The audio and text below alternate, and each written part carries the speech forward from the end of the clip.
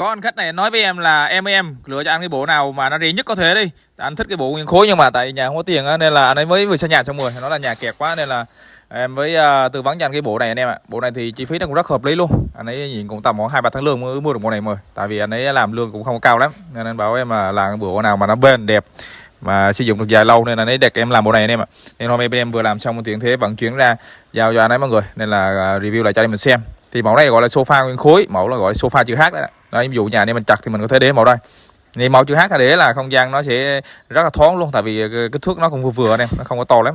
Còn anh em mà ai tính muốn làm cái bộ mà nó dài hơn thì mình làm bộ kiểu sofa đối đó. Thì những mẫu sofa đối thì nó sẽ cảm giác không gian nhà nó sẽ cao hơn một chút xíu. Đấy, nên anh em nào quan tâm muốn làm mẫu này thì được làm nhé. Mình sẽ làm bằng chuyên ship tận nhà cho mọi người luôn. Nên các bác cần tư vấn bình luận chào anh em nhé.